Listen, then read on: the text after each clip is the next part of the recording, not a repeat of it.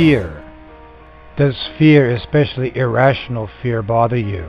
I assure you that in many ways, irrational fear really does cause you to abdicate your freedom. From the beginning, physical fear has had an evolutionary purpose, that to protect us from harm. When we were on the savannah and there was a lion prowling around, fear united the tribe to fight against the dangerous animal. However, when the tribe was gathered around the campfire at night with idle time, that was when the problems began. Imagination gave birth to imaginary dangers or enemies. Since our subconscious cannot distinguish between rational and irrational fear, imaginary fear causes the same biological reactions as physical fear or the physical danger. Modern man continues with these vestiges of physical fear. Fear inhibits us from jumping off high buildings to prevent us from harming ourselves or dying. It encourages us to avoid situations that could end our contribution to the gene pool. However, with the evolution of our species, irrational fears were introduced in humanity by amoral reprobates, purposefully to obtain control over others. Unfortunately, the body cannot distinguish between irrational fear and rational fear. It was during these aimless moments, however, that our imagination served to perturb us, because the fear of the unknown, death, and chaos needed to be addressed. Our imagination is a two-edged sword. While imagination has been the origin of all the wonderful inventions and the progress of science, it has also allowed idle thoughts and ideas from evil, cunning people to disrupt our lives.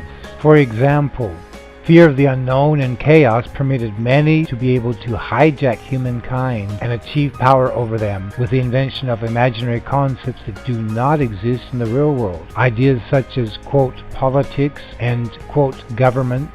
And the justification has always been, who will take care of the roads, if not the usurpers, the, quote, politicians of an imaginary, quote, government.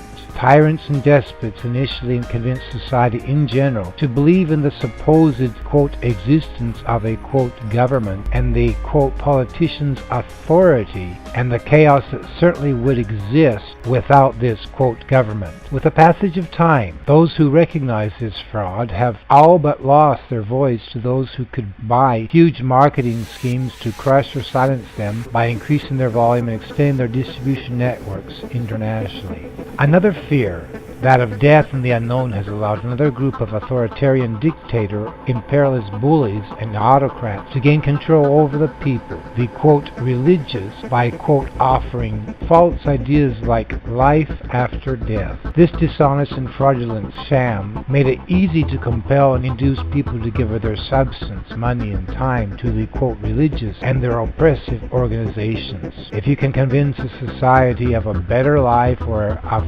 eternal punishment, the concept of a, quote, God was a logical extension of the earthly father who had the right to control the family. Therefore, the invention of a space daddy made it easy to control the people. All through history, the, quote, political despots conspired incestuously with the, quote, religious to command with an iron fist without impunity. But thanks to imagination, with the inventions and progress of science, fraudulent ideas were laid bare as to the deception hoax that they were. The first step to overcome or conquer fear is to face it head on, just like throwing light under the bed illuminates the fact that there are no monsters underneath it. Using the light of science and philosophy makes it possible to reveal the fraud of the authoritarian and their malevolent, sinister schemes. This is the purpose of my channel. Promote a world free of irrational fear, both religious and governmental or political. In response to the proponents of the fraudulent idea of the need of centralized, quote, government, consider which is more complex, to maintain a street or the manufacture and international distribution of pencils worldwide. This is an ordinary, familiar wooden pencil. You might think a pencil is simple. While proponents defend the lie of a need for a centralized control, pencils have been and continue being manufactured and distributed worldwide by the millions with no centrist organization. These are the basic materials that go into a pencil: graphite, cedar, metal, and rubber. But if you had all the elements of a pencil right in front of you, could you make a pencil? It's not as easy as you might think. In fact, no single person on the face of the earth could do it without the help of countless others.